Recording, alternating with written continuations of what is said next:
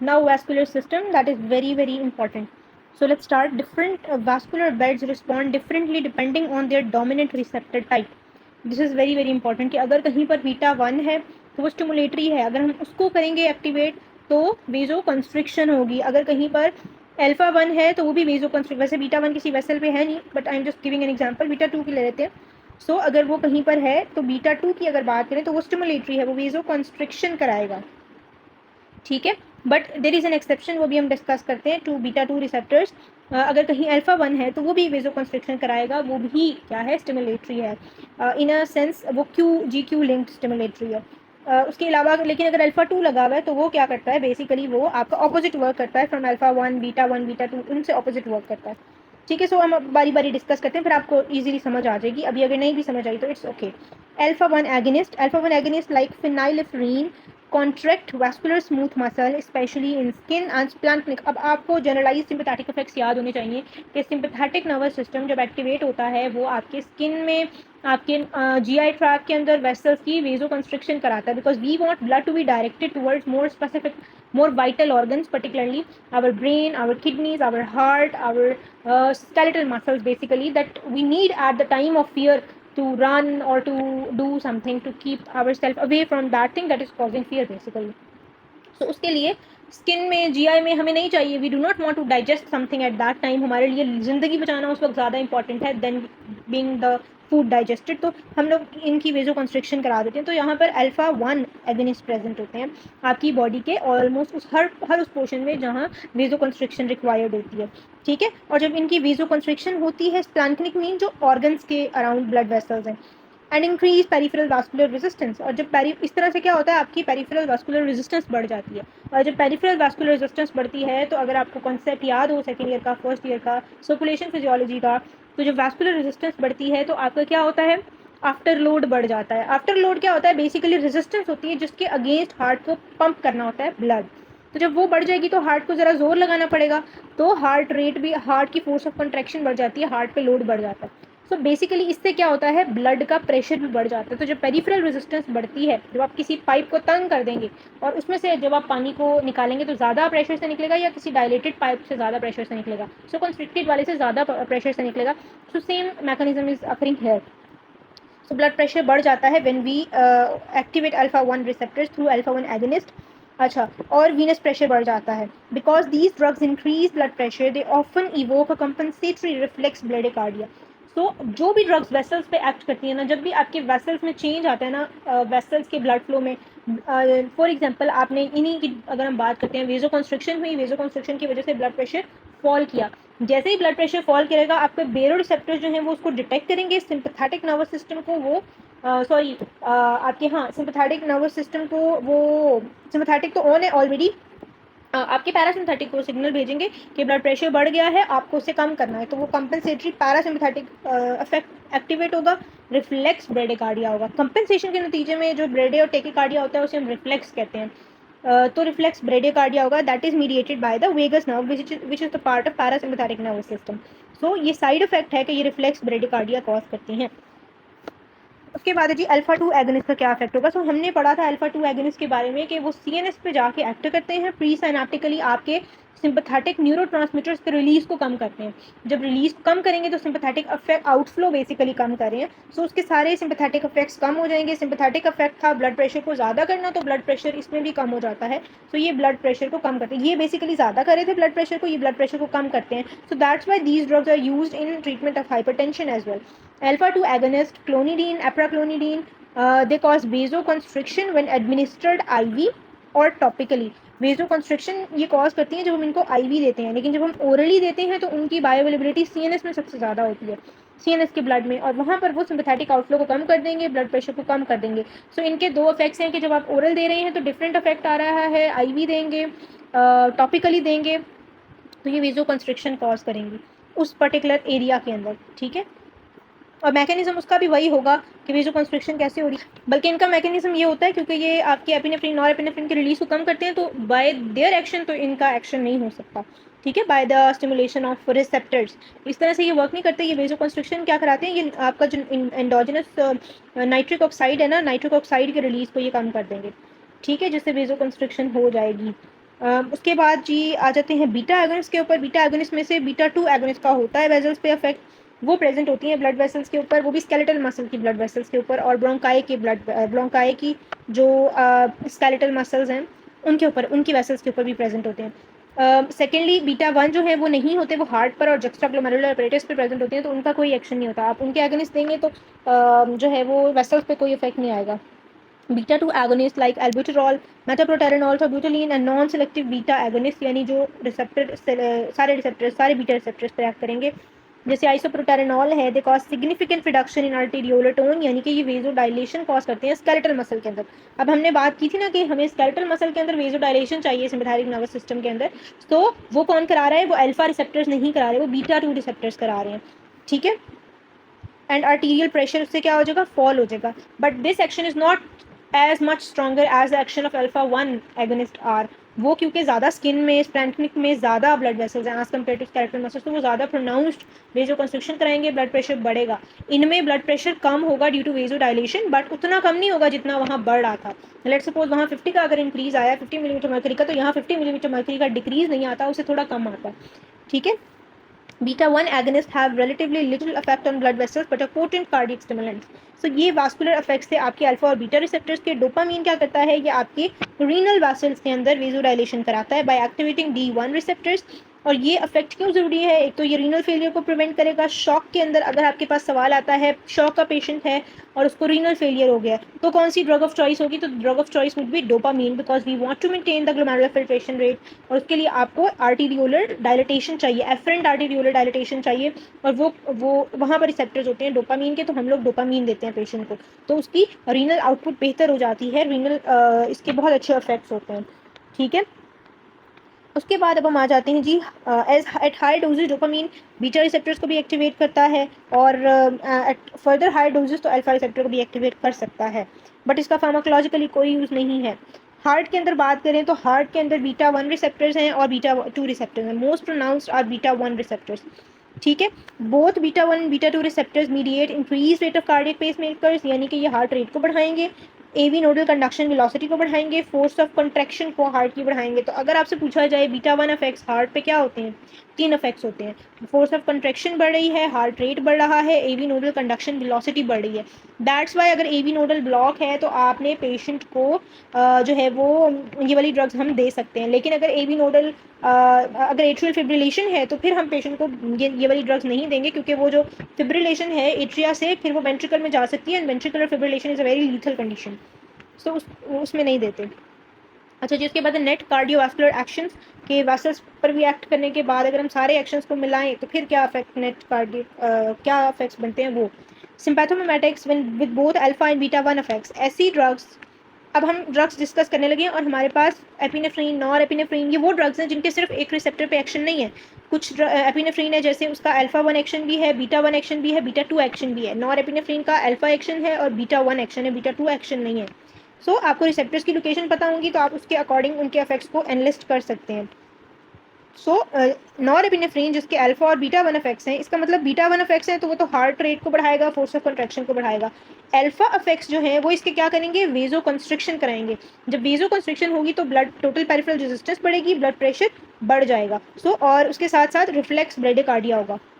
So norepinephrine may cause a reflex increase in vagal outflow due to increase in blood pressure, because they increase blood pressure and evoke the baroreceptor reflex। ये मैंने explain कर दिया बात, ये examiner बहुत पूछते हैं viva के अंदर। दिस रिफ्लेक्स वेगल इफेक्ट में dominate any direct beta effects on the heart rate. This is very very important thing कि पहली चीज़ ये आपसे एमसीक्यू में बहुत इंपॉर्टेंट क्वेश्चन है और 99.9% स्टूडेंट्स इसको गलत करके आएंगे, ठीक है। तो इसको इसलिए आप लिख लें, नोट कर लें, हाईलाइट कर लें, इंपॉर्टेंट लिख लें, रेड फ्लैग बना लें, वट एवर यू वॉन्ट, कि क्या हो रहा है कि अल्फा 1 इफेक्ट ने क्या किया? ब्लड प्रेशर को बढ़ा दिया, ठीक है।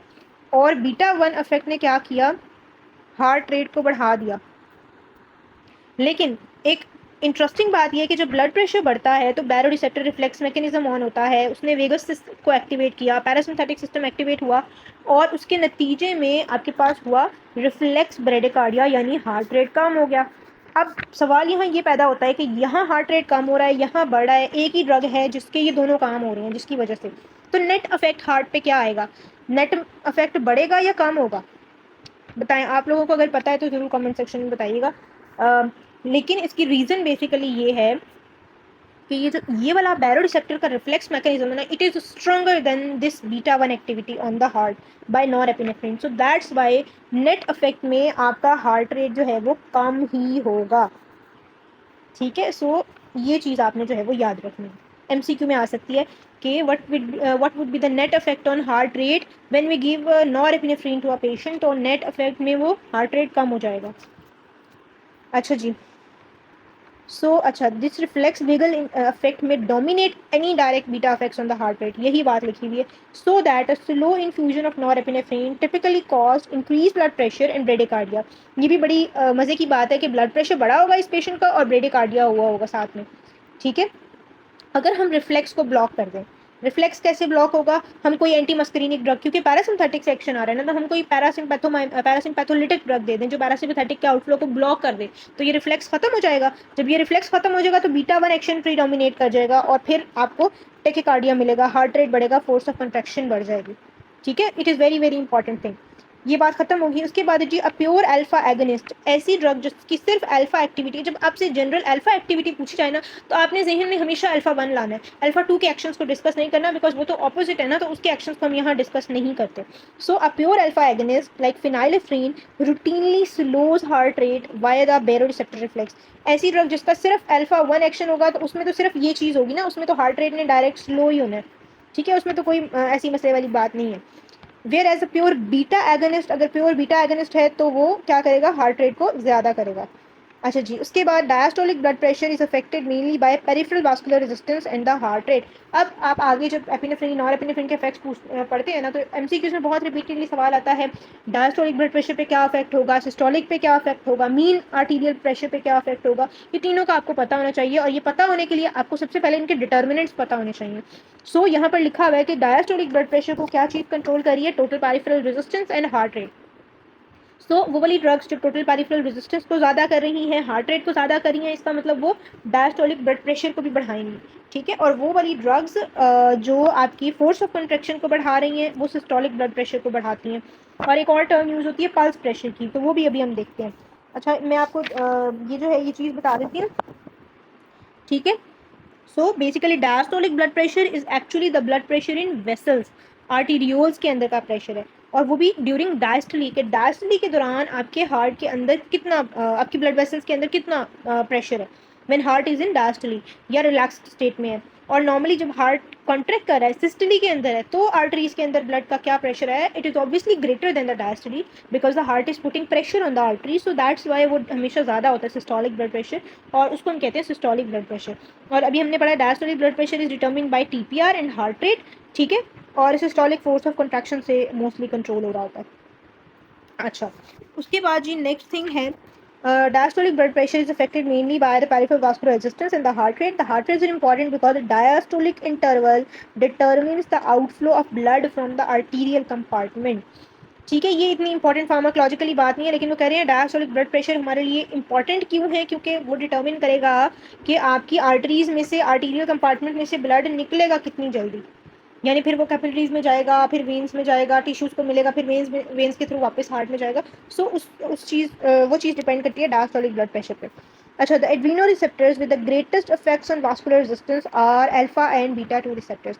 ठीक है, अल्फा वेजो कंस्ट्रिक्शन कराएगा, बीटा 2 का कोई वेजो कंस्ट्रिक्टर एक्शन नहीं है, सिर्फ स्केलेटल मसल्स में ये वेजो डायलेशन कराता है, और ये स्केलेटल मसल्स को छोड़ के बाकी मोस्टली जगहों पे वेजो कंस्ट्रिक्शन करा रहा है। ठीक है, बीटा 1 का कोई एक्शन नहीं है ब्लड वेसल्स के ऊपर, और अल्फा 2 का तो हम लोगों ने डिस्कस ही नहीं करना है इनके साथ। The pulse pressure which is basically the difference between systolic and diastolic blood pressure is determined mainly by the stroke volume. Stroke volume मतलब हार्ट से एक मिनट के अंदर, एक बार के अंदर कितना ब्लड, एक बार के अंदर, एक बीट के अंदर कितना ब्लड निकल रहा है, दैट इज स्ट्रोक वॉल्यूम। ठीक है, सो वो किस चीज़ पे डिपेंड करता है कि हार्ट कितना फोर्सफुली कॉन्ट्रैक्ट करता है। So force of contraction is determining the pulse pressure which is influenced by beta 1 activity. So ऐसी ड्रग जो बीटा 1 एक्टिविटी रखती है, जिसके अंदर आपकी कोई भी बीटा 1 एक्टिविटी रखने वाली एपिनेफ्रिन है, नॉरएपिनेफ्रिन है, सो ये ड्रग्स क्या करेंगी, पल्स प्रेशर को बढ़ा देंगी। The systolic pressure is the sum of diastolic and the pulse pressure and is therefore a function of both alpha and beta effects. So ये इंपॉर्टेंट चीज़ है कि सिस्टोलिक इन तीनों चीज़ों पर डिपेंड करती है। वो टीपीआर पे भी कर रही है, वो हाफ फोर्स ऑफ कंट्रैक्शन पे भी कर रही है, और वो थर्ड चीज़ क्या थी, हार्ट रेट, उस पर भी कर रही है। तो सिस्टोलिक ब्लड प्रेशर ये इंपॉर्टेंट है, एमसीक्यू में आ सकता है कि डायस्टोलिक किस पे डिपेंड करता है, पल्स प्रेशर किस पे करता है, सिस्टोलिक किस पे करा है। ठीक है, सो ये हमारे पास जो थी नेट इफेक्ट्स। उसके बाद है जी मेटाबॉलिक एंड हार्मोनल इफेक्ट्स। इसमें भी एक इंपॉर्टेंट सवाल आता है, वो मैं बताती हूँ। बीटा वन एगेनिस्ट जो कि हार्ट और जक्स्टा ग्लोमेरुलर अपरेटस पे प्रेजेंट है, जक्स्टा ग्लोमेरुलर अपरेटस पे beta one receptor activation leads to increase renin secretion. और रेनिन का आपको पता है ब्लड प्रेशर में वेरी इंपॉर्टेंट रोल है। ये एंजियोटेंसिन 2 बनाएगा, एंजियोटेंसिन 2 एल्डोस्टेरॉन बनाएगा, एल्डोस्टेरॉन आपके सोडियम और वाटर को बॉडी में रिटेन कराएगा, और जब बॉडी में जब वाटर रिटेन रहेगा तो ब्लड का वॉल्यूम बढ़ जाएगा। जब भी ब्लड का वॉल्यूम बढ़ता है it leads to increase blood pressure. एक तो हमने ब्लड प्रेशर के फैक्टर्स पढ़े ना, टोटल पेरिफेरल रेजिस्टेंस है, हार्ट रेट है, स्ट्रोक वॉल्यूम है। Apart from them blood volume is also a component that determines blood pressure. तभी हम लो ब्लड प्रेशर के अंदर पेशेंट्स को फ्लूइड्स लगा रहे होते हैं और आईवी फ्लूइड्स दे रहे होते हैं। ठीक है, सो उस कंडीशन के अंदर बीटा वन जो है वो आपके ब्लड प्रेशर को बढ़ाता है by renin secretion. Beta two agonist आपकी इंसुलिन सिक्रीशन को बढ़ा रहा है। बीटा टू आपके बहुत सारे ऑर्गन्स पर है, आपकी आई के ऊपर है, आपके पैंक्रियाज के ऊपर है, आपके लंग्स के ऊपर है, आपके वेसल्स के ऊपर है, आपके एक दो और यूरिन जो आपका यूट्रस होता है वहाँ भी होते हैं बीटा टू रिसेप्टर। सो इंसुलिन सिक्रीशन को ये बढ़ाते हैं, ग्लाइकोजिनोलाइसिस को बढ़ाते हैं लिवर के अंदर, क्योंकि एनर्जी चाहिए ना आपको। सिंपैथेटिक स्टेट के अंदर है, यू नीड मोर ग्लूकोज, तो आप ग्लाइकोजन को भी तोड़ेंगे, ग्लूकोज बनाएंगे, ग्लूकोनियोजेनेसिस कराएंगे, नॉन कार्बोहाइड्रेट सोर्सेज से भी ग्लूकोज बनाएंगे, because you need energy very rapidly in sympathetic stimulation. ठीक है, और इन सब चीज़ों से क्या होगा, ब्लड में ग्लूकोज के लेवल्स बढ़ जाएंगे, हाइपरग्लाइसीमिया हो जाएगा, और उस हाइपरग्लाइसीमिया के नतीजे में फिर इंसुलिन रिलीज होता है। ठीक है, transport of glucose out of the liver is associated initially with hyperkalaemia. जब आप ये एक बहुत डिटेल डिस्कशन है, बट अभी के लिए आप इतना याद रख लेंगे, जब लिवर से ग्लूकोज निकलता है ना तो उस देयर इज अ चैनल, और उसके साथ उसमें पोटाशियम भी निकल रहा होता है, तो ब्लड में हाइपरग्लाइसीमिया के साथ हाइपरकैलेमिया भी हो रहा होता है। Transport into peripheral organs, especially skeletal muscles, is accompanied by movement of potassium into these cells, resulting in a later hypokalemia. पहले इनिशियली हाइपरकैलेमिया होगा, फिर वो जो पोटेशियम है वो मसल्स में, स्केलेटल मसल्स में मूव कर जाएगा और ब्लड में उसके लेवल्स कम हो जाएंगे, जिसकी वजह से बाद में हाइपोकैलेमिया हो जाएगा। और all currently available beta agonist appear to stimulate lipolysis via the beta 3 receptor. Beta 3 receptors की एक लाइन लिखी हुई है कि वो आपकी लिपिड को ब्रेक डाउन करेंगे, और उससे भी फिर मकसद उनका ग्लूकोज बनाना ही होता है, एनर्जी प्रोड्यूस करना होता है। ठीक है, सो ये बेसिकली आपका जो है वो मेटाबॉलिक और हार्मोनल इफेक्ट्स है। इसमें रेनिन वाला सबसे ज़्यादा इंपॉर्टेंट है, और ग्लूकोज में जो ये हाइपरग्लाइसीमिया कॉज करे हैं ना, वो चीज़ इंपॉर्टेंट है। एक और चीज़ कि अगर ये हाइपरग्लाइसीमिया करें तो अगर हम इनके ब्लॉकर्स दे देंगे तो वो हाइपोग्लाइसीमिया कर देंगे, तो वो थोड़े लीथल होते हैं, but we will discuss it in the next chapter. यहाँ पर इन्होंने इनके इफेक्ट्स दिए हुए हैं कि फिनाइलेफ्रीन है, ये अल्फा एगनिस्ट है, तो इसके स्किन और स्प्लैंक्निक वास्कुलर रेजिस्टेंस पे अफेक्ट होंगे विच आर मोर प्रोनाउंस, और ये वेजो कंस्ट्रिक्शन कराएगा, उनके रेजिस्टेंस को बढ़ा देगा। ठीक है, स्केलेटल मसल्स पे बहुत इसका मिनिमम इफेक्ट है, रीनल पे भी, और मीन ब्लड प्रेशर इसकी वजह से बढ़ेगा, और हार्ट रेट, रिफ्लेक्स, ब्रेडिकार्डिया होगा, कम हो जाएगा। इसी तरह आइसोप्रोटेरेनॉल है, इसका बीटा वन और बीटा टू एक्शन है। Beta two action will lead to skeletal muscle vascular resistance, वहाँ वेजोडाइलेशन होगी, उसकी वजह से वास्कुलर रेजिस्टेंस कम हो जाएगी। ठीक है, रीनल का कोई इफेक्ट नहीं है, और इसके कम होने की वजह से overall blood pressure will fall down, और इसकी वजह से जब भी ब्लड प्रेशर गिरेगा तो फिर क्या होगा, रिफ्लेक्स टैकीकार्डिया, सो यहाँ पर हार्ट रेट बढ़ जाएगा। सेकेंडली चूंकि इसकी बीटा वन एक्शन भी होता है तो उसकी वजह से भी हार्ट रेट बढ़ जाएगा। अगर आपको रिसेप्टर एक्शंस याद है सबके, तो इफेक्ट्स आपको प्रिडिक्ट कर सकते हैं।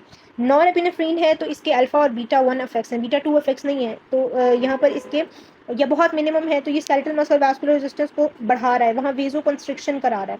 ठीक है, और क्योंकि इसके पास अल्फा रिसेप्टर्स हैं, और यहाँ पर इसका बहुत प्रोनाउंस्ड इफेक्ट है क्योंकि इसका मेनली अल्फा इफेक्ट है, और थर्डली रीनल पर बहुत थोड़ा सा इफेक्ट है, और ओवरऑल चूंकि वास्कुलर रेजिस्टेंस बढ़ा रहा है तो मीन ब्लड प्रेशर इसमें भी बढ़ेगा, और इसमें जो है वो हमने बताया रिफ्लेक्स टैकीकार्डिया भी रिफ्लेक्स ब्रेडिकार्डिया होता है, और साथ में बीटा वन एक्टिविटी की वजह से टैकीकार्डिया भी होता है, but more pronounce will be, more dominant will be the bradycardia. ठीक है, सो ये कुछ और मजीद हमने, ये ग्राफ बहुत इंपॉर्टेंट है ऑस्पी के लिए, ये ऑस्पी में आया भी हुआ है।